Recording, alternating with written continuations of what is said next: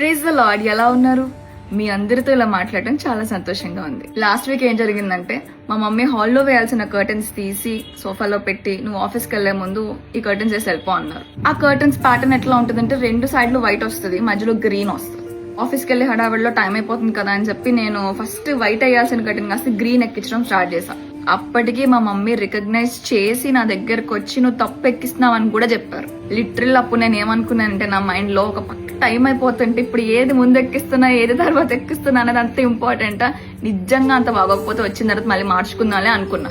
అలా అనుకుని 5 సెకండ్స్ కూడా కాలేదు, ఆ కర్టెన్ రాడ్ కున్న ఎడ్జెస్ నా ఫింగర్ కి తగిలి వెంటనే రాడ్ వదిలేసా. కాసేపు నా ఫింగర్ ని చూసుకుని దాని మీద ఉన్న బ్లడ్ క్లీన్ చేసుకుని సర్లే ఆగిపోయిన పని కంప్లీట్ చేసేద్దాం అనుకుని ఆ రాడ్ ని పట్టుకున్నప్పుడు నేను రియలైజ్ అయింది ఏంటంటే నేను ఆ కర్టెన్ ని రాంగ్ ప్లేస్ లో మాత్రమే కాదు సక్సెస్ఫుల్ గా రివర్స్ లో వేస్తున్నానని. ఎందుకు ఈ విషయం చెప్తున్నానంటే యవనస్తులుగా మన జీవితం ఇలా ఉండాలి అలా ఉండాలని మనం చాలా చక్కగా ప్లాన్ చేసుకుంటాం. కానీ కొన్నిసార్లు మనం తీసుకునే డెసిషన్స్ ఎలా ఉంటాయంటే ఆ కర్టెన్ లాగా రాంగ్ ప్లేస్ రాంగ్ టైము మాత్రమే కాదు కానీ ఎంటైర్ డెసిషన్ రాంగ్ తీసుకుంటా ఉంటాం.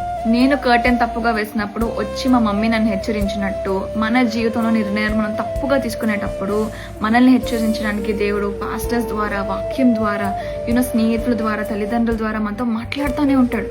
కానీ ఎక్కడ మనం వింటేనేగా. ప్రతిసారి మన ఆత్మను బలపరచడానికే కాదు, కొన్నిసార్లు మనం కరెక్ట్ అనుకొని నడిచే తప్పుడు మార్గం నుండి మనల్ని తప్పించడానికి దేవుడు మన జీవితంలో కొన్ని శోధనలు పెడతాడు. కొంత బాధ అనిపిస్తుంది, హర్ట్ అవుతాం కూడా.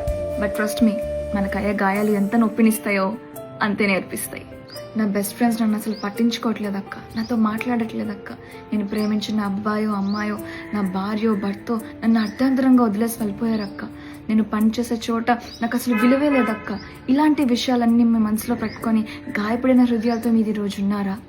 అయితే దేవుడు మీతోనే మాట్లాడుతున్నాడు. ఆ బాధను భరించలేక ఈ దేవుడు నాకేమీ చేయలేదే అని ఒక ద్వేషాన్ని పెంచుకొని ఆయనకి దూరం అయిపోతున్నారా? మీకు ఎప్పుడు అనిపించలేదా అసలు మీకోసం అవమానాన్ని భరించిన వాడు మిమ్మల్ని ఎందుకు అవమానపరుస్తాడమ్మా? మీకోసం గాయాల్ని తీసుకున్నవాడు మిమ్మల్ని ఎందుకు గాయపరుస్తాడు?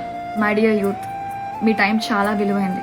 భరించలేని నొప్పి బాధ మీకు కలుగుతున్నప్పుడు ఆ నొప్పి వైపే చూసుకుంటూ టైం వేస్ట్ చేసుకోకండి. ఆ నొప్పి వెనకాతల అసలు దేవుడు నాకు ఏం నేర్పించాలనుకుంటున్నాడు, నేను తీసుకున్న రాంగ్ డిసిషన్స్ ఏంటి అనేది గ్రహించుకొని దేవుని దగ్గరికి వెళ్ళి క్షమాపణ కోరి ఆయన్ని దూషించడం మానేసి జరిగిన దాన్ని బట్టి ఆయనకి కృతజ్ఞతలు తెలియజేసినప్పుడు మీరు ఎక్స్పెక్టేషన్స్ తో ప్లాన్ చేసుకున్న దానికన్నా అద్భుతంగా దేవుడు మీ లైఫ్ ని రీడైరెక్ట్ చేస్తాడు. Never forget the fact that there is nobody on earth who loves you as much as your God. May God bless you.